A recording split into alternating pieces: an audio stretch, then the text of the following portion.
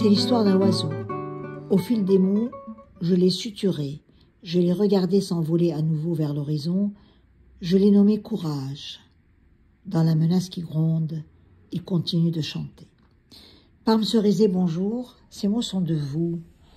Cet oiseau, c'est cette part de vous qui a été greffée, qui avant a dû attendre cette greffe et qui aujourd'hui est suturée quelque part au fil des mots.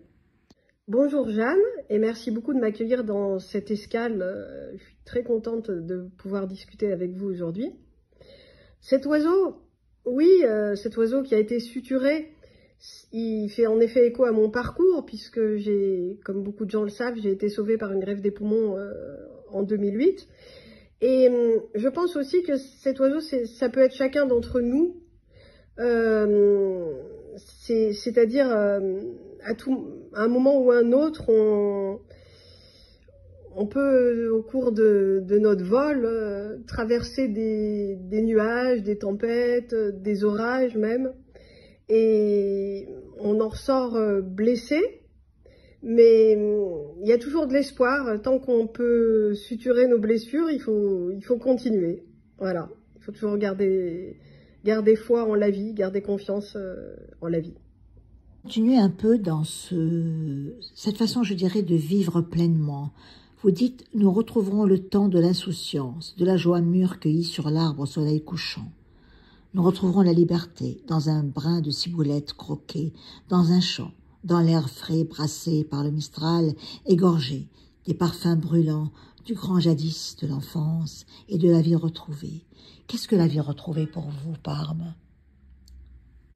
La vie retrouvée, c'est ce qu'on ressent quand on revient d'une épreuve très difficile, qui peut être une épreuve de santé, comme ça a été mon cas, mais ça peut être tout autre type de tempête qu'on traverse dans l'existence.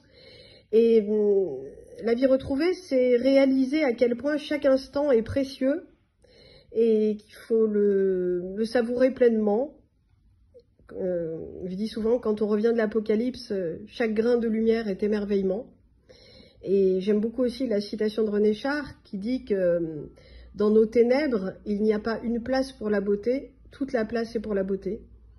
Et cette beauté-là, on peut la puiser notamment dans les liens avec les êtres ou dans la contemplation de la nature, dans l'art aussi. Voilà, tout ça, la saveur de chaque instant de vie. C'est ça la vie retrouvée. Vous dites souvent, nous sommes condamnés et vibrants de tempête et d'extase. Et j'ai l'impression que votre poésie, vos poèmes, sont tous vibrants de tempête et d'extase. Et en même temps, vous avez une lucidité, comme si ce temps ne durerait pas. Ça ne durera pas parce que c'est ce qui caractérise la condition humaine. C'est que lorsqu'on vient au monde, on sait que le temps qui nous est offert n'est pas infini, que nous ne sommes que de passage. Et c'est d'ailleurs ce qui rend l'existence aussi intense. Et de tempête et d'extase parce que, en plus d'être éphémère, la vie n'est pas un long fleuve tranquille, elle est jalonnée d'épreuves, comme je l'ai dit tout à l'heure. Et c'est aussi ce côté tempétueux et passionné qui me plaît. Je pense que si la vie était une mer calme, on s'ennuierait quelque part. Donc j'aime surfer sur les vagues. Et d'ailleurs, le début du poème, c'est « Je marcherai loin, aussi libre que l'amour, aussi nu que la vague ». Et oui, nous sommes condamnés et vibrants, mais de tempête et d'extase. Vous êtes médecin, vous avez été greffé, mais vous avez dû attendre la greffe. Et vous avez écrit ce livre fondateur, car pour moi c'est un livre fondateur, « Boire la lumière à la source ». C'est un très beau livre de poèmes. Il y a Francis Gonnet qui a écrit la préface. Il dit « Sans emplir nos mains blessées, laisser l'eau de vie se répandre et chasser l'obscurité de nos entrailles souffrantes. Les mots de Parme Cerisay qui s'écoulent en écharpe d'eau vive, ce sont vos mots, respirent l'air précieux de l'instant et célèbrent la vie où chaque pas est victoire sur l'éphémère. » Parlez-nous de ce temps et de ce livre, parce que pour moi aussi, je crois que c'est votre livre fondateur, Parme. Je crois que dans mes écrits, il y a 2 livres fondateurs. il y a mon roman autobiographique et poétique, Le serment de l'espoir que la vie souffle encore demain, qui est paru en 2021 chez l'Harmattan. Et il y a Boire la lumière à la source, ce recueil de poèmes qui est paru en janvier 2023 aux éditions du Cygne, avec une très belle préface de Francis Gonnet, que je remercie. Boire la lumière à la source, c'est un retour à l'essentiel. D'abord, la source de l'humanité, et j'ai toujours été fascinée par la préhistoire, les premiers humains, la naissance de l'art et de la conscience.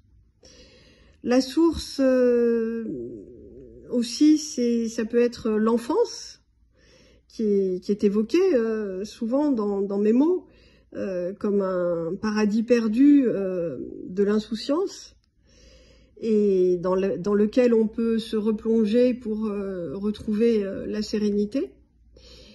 Il y a également la source des cascades que j'aime tant. La source, donc, c'est l'eau, l'eau des océans, l'eau qui compose notre corps. Et c'est aussi la source qui nous irrigue, c'est celle qui donne sens à notre existence, de tout ce qui peut rendre la vie belle. Et il y a l'amour, notamment, sous toutes ses formes. L'amour de la nature, les passions amoureuses que j'évoque souvent dans mes poèmes, et tous les liens forts qu'on peut avoir avec les êtres, et évidemment l'art. Et tout ça est très intense, et d'autant plus quand on revient de l'Apocalypse. Encore cette part de poème qui interpelle. On offre à nos corps le bain d'azur ancestral. Tu es le premier homme, je suis la première femme, à me draper dans l'indigo de la rivière, en cet instant de fusion volé au néant qui nous appelle. C'est magnifique. Le néant qui nous appelle, c'est quoi pour Parme Cerisay? Le néant ici est très symbolique parce que, en réalité, sur le plan scientifique, c'est un concept qui n'a pas de sens. Le néant n'existe pas, mais je songeais au néant qui attend nos corps, qui sont évidemment, qui ne sont pas éternels, mais cela n'exclut en rien une éventuelle éternité de l'âme en tant qu'esprit, ou plus généralement de l'amour. Je crois à l'amour universel, et c'est une intuition et c'est également une perception. Comment vous fabriquez, entre guillemets, votre poésie? Parce qu'on a l'impression que vous tenez un journal, c'est un journal de vie, et vous témoignez à la fois de votre parcours, de votre métamorphose, qui était entre la personne qui ne pouvait pas vraiment se mouvoir, et celle que vous êtes devenue aujourd'hui.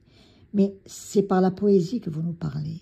La poésie, je ne la fabrique pas, elle jaillit comme une cascade, naturellement. Et comme disait le poète Hölderlin, il s'agit d'habiter poétiquement le monde, c'est-à-dire que, en fait, je ne fais que retranscrire la façon dont je perçois l'univers qui m'entoure. Et la vie est en quelque sorte cette œuvre d'art à laquelle on participe. Et voilà, c'est ce que je ressens en écrivant, et c'est cette connexion au tout. Vous intégrez dans la poésie toutes les métaphores et toutes les métamorphoses de votre vie, comme si elle était votre secours. Poème du soleil et la prose de la blessure, dirait Christian Bobin. Est-ce que c'est vrai que ce sont des poèmes du soleil et la prose de la blessure? C'est une très belle façon de voir les choses, effectivement. Je dirais, pour faire écho triplement à Rimbaud, que j'ai eu ma saison en enfer, et à présent je suis rendue à mon état primitif de fille du soleil.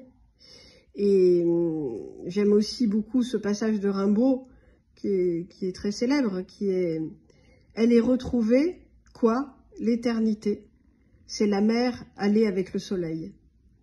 Et le soleil, dans les traditions anciennes, qu'elles soient religieuses, ésotériques, mythologiques, Il est considéré comme une divinité. C'est un symbole de force, d'éternité, de puissance, et c'est la source de vie. Donc oui, c'est un symbole qui m'est cher. J'ai l'impression que vous vous inquiétez peu du corps, comme si le corps, de toutes les façons, vous pouvez bien sûr beaucoup, mais vous le laissez un peu à l'écart. Mais vous vous inquiétez de votre âme, de la communion avec la vie, et comme je l'ai dit déjà, vous consignez dans un journal. Le corps a son importance, parce que c'est par son intermédiaire qu'on vit l'expérience qui est la nôtre, expérience de sensorialité et de sensualité. Ces deux composantes auxquelles je tiens beaucoup, comme l'avait perçu l'écrivain Bertrand du Chambon après lecture de mon roman Le Serment de l'espoir. Il avait comparé mon écriture à celle de Colette ou de Julien Gracq, donc ça m'avait énormément touchée. Et donc le corps, oui, il est important, mais il n'est important que tant qu'il est transcendé par le souffle de vie. Et donc, d'ailleurs, l'âme, au niveau étymologique, c'est anima, c'est ce souffle de vie. Madame Cerisay, à qui écrit-on quand on écrit comme vous le faites? C'est un journal de vie quelque part, et cette poésie, est-ce qu'on écrit à soi? Est-ce qu'on écrit aux autres, bien sûr, mais est-ce qu'on écrit, c'est une façon de parler à haute voix de ce qu'on ne pourrait pas dire dans une conversation à quelqu'un? Je crois qu'il y a un peu de tout cela. On écrit à soi, on écrit aux autres, et pour ma part, j'écris surtout devant l'univers. Même si j'étais seule au monde déserte, j'écrirais quand même, parce que il n'y a pas vraiment il n'y a pas de finalité, c'est un acte de foi. Comme je l'ai dit dans mon recueil Femmes d'eau et d'étoiles, qui est paru aux éditions Bleu d'encre avec une préface de Patrick Deveau en 2021 et qui avait obtenu d'ailleurs le prix Marceline Desbordes-Valmore de la Société des poètes français. Je disais dans ce recueil, je fais l'amour et j'écris, c'est mon acte de foi. Voilà, je crois que ça me résume assez bien. Ce qui est merveilleux dans votre écriture, c'est qu'il n'y a pas de plainte, au contraire. C'est un cri de vie, à gorge déployée, à corps déployé, à vie déployée. La source, les cascades, l'extase, l'eau, et la lucidité quand même, toujours, mais n'empêche que c'est un cri de vie.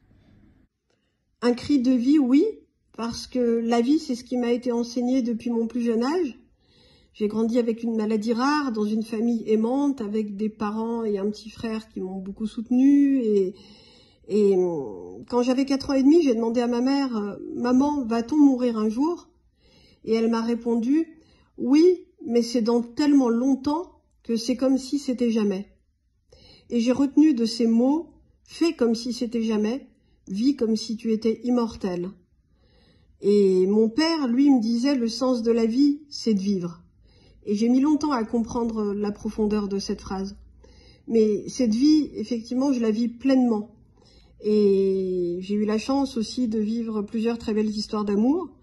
Et je remercie mon compagnon, dont la présence solaire m'accompagne dans mon cheminement. Une femme louve, c'est comment? Sauvage et apprivoisée, c'est comment?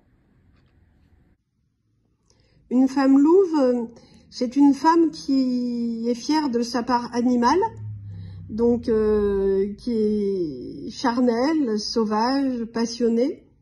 C'est une femme libre aussi, puisque les loups évoluent dans des grands espaces et c'est pour ça que je les apprécie autant. Et c'est une femme indomptable. On peut l'apprivoiser, mais on ne peut pas la domestiquer. C'est une femme qui est déterminée et qui est libre dans sa façon de vivre et de penser. Est-ce que vous avez peur de vous laisser surprendre à nouveau par quelque chose qui n'irait pas dans le corps? Et est-ce que vous avez préparé, je dirais, votre bataille? Je suis prise dans le tourbillon de la vie, donc je consacre peu de temps à la peur et à m'inquiéter de l'avenir, mais la peur est un sentiment humain, il est normal de le ressentir de temps à autre.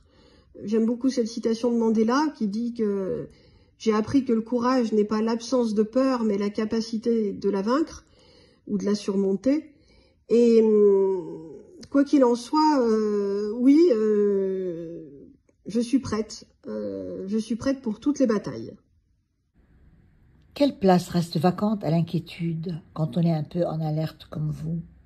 Est-ce que vous laissez une place ou bien vous ne voulez pas y penser? Je m'inquiète peu pour moi, mais il m'arrive de m'inquiéter en revanche pour les autres, pour mes proches. Mais dans tous les cas, c'est vraiment la vie qui doit primer. Et il faut pas trop ressasser les pensées un peu sombres. Je pense que avec les années qui s'écoulent, j'ai acquis une certaine sérénité. Dans votre poésie, on trouve une certaine spiritualité, qui n'est pas religieuse, mais cette spiritualité des éléments, je dirais, de l'espace. Vous avez besoin de parler, on dirait, dans l'espace et à l'espace, n'est-ce pas? Oui, vous me connaissez très bien, Jeanne, c'est tout à fait ça. Vous êtes une des premières d'ailleurs à avoir perçu ce besoin que j'ai de me connecter aux éléments naturels, aux montagnes, aux cascades, aux étoiles, qui représentent en quelque sorte l'éternité, ce qui demeure, ce qui nous survivra. Et j'aime être connectée à cet absolu qui a une dimension sacrée, effectivement, pour moi. Hors de tout dogme, en dehors de tout dogme, voilà, c'est une connexion de mystique à l'état sauvage, comme ça a été dit aussi pour, bien sûr dans un autre ordre d'idée, évidemment pour Rimbaud. Oui, cette connexion-là m'est salutaire. Le Vercors, toujours le Vercors, c'est là où vous êtes le mieux. La vérité de Parme Cerisay est dans ce Vercors. Et pourquoi le Vercors? Le Vercors, c'est un espace immense, constitué notamment de hauts plateaux où la nature nous entoure à perte de vue. Donc on se sent vraiment libre, infiniment libre dans cet endroit. Et c'est aussi un haut lieu de la résistance. Donc c'est quelque chose qui compte beaucoup pour moi et qui peut donner du courage d'ailleurs à chacun d'entre nous. Ces gens qui se sont sacrifiés pour des valeurs humanistes qu'ils ont placées au-dessus de leur propre vie. C'est quelque chose qui m'a toujours fascinée et qui est très inspirant. Vous avez beaucoup de photos, de vidéos où vous avez un bâton de berger qui m'aime beaucoup. Quelle est la métaphore du bâton de berger pour vous? Le bâton de berger, c'est un compagnon de randonnée, c'est un soutien, c'est une connexion à la terre aussi. Il a un aspect utilitaire puisqu'il aide à cheminer dans les sentiers un peu escarpés entre les roches pour garder son équilibre. Mais c'est aussi un morceau d'arbre, donc c'est vraiment presque un être vivant ou qui a été vivant et qui est gardien de notre intégrité et qui nous protège. Parme, que vous enseignent vos propres poèmes? Les mots, que ce soit les miens ou ceux des autres, que j'aime lire et découvrir aussi, je pense qu'ils m'enseignent que oui, tout cela a un sens. L'art et la poésie, comme je le dis souvent, sont un acte de résistance contre le non-sens et la mort. Ils créent du sens et donc ils sont gardiens de cet idéal. La greffe, c'est l'autre en soi, en quelque sorte. Et on est redevable à cet autre. On est redevable en vie, à mordre la vie à pleines dents. Mais en même temps, où est l'autre? Où est soi? Comment on vit? Il y a plusieurs façons de vivre cette expérience. Les greffés que je connais l'ont vécu chacun à leur manière. Pour ma part, mon donneur, je l'ai ressenti très fortement au début de la greffe, dans les premières semaines ou les premiers jours de greffe. J'ai senti réellement son souffle dans mes poumons, et c'est comme s'il m'insufflait la vie, comme s'il me passait ce flambeau. C'était une expérience très très forte, presque mystique et en tout cas sacrée.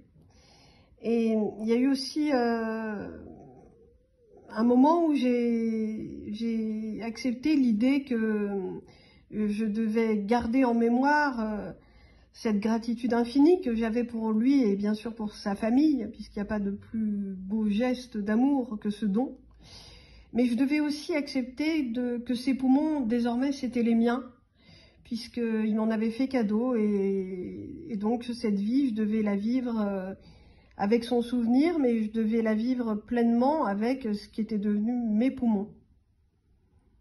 Voilà. Si vous deviez vous définir en très peu de mots, qui est Parme Cerizet? Parme Cerizet, c'est une Amazone amoureuse. C'est le titre d'un de mes poèmes. J'ai beaucoup écrit sur les Amazones dans mes précédents recueils, dans des anthologies. Et je pense que ça me correspond quelque part, ces femmes libres et combatives. Et amoureuses aussi, parce que oui, amoureuses à 100% de la vie, et amoureuse des hommes qui m'ont accompagnée, et mon premier amour qui m'a beaucoup soutenue pendant des années, que je remercie au passage, et puis mon compagnon qui partage ma vie depuis 10 ans et qui est vraiment un soleil, comme je l'ai dit déjà tout à l'heure. Terminerons cette interview à distance, cher Parme, avec des mots de vous. Je ne vais pas dire tout le poème, mais juste le début. Nous passerons légers, laisserons dans le vent l'empreinte de nos vies et l'écho de nos pas, le reflet de nos actes et le chant de nos voix, et un peu de nos mots dans le ciel étoilé. C'est très beau. Merci beaucoup, beaucoup, beaucoup. C'est une escale à distance, on a fait au mieux, mais je pense que on a un peu trouvé le moyen de parler, malgré la distance, justement. Un grand merci à vous, Parme. C'est moi qui vous remercie, Jeanne. C'était vraiment un très très beau moment de vie, d'humanité, de poésie. Et ce que vous faites pour les autres et pour l'art, c'est vraiment immense. Et je vous remercie encore infiniment. C'était une escale de Jeanne, à distance, avec Parme Cerizet. Infiniment remercié.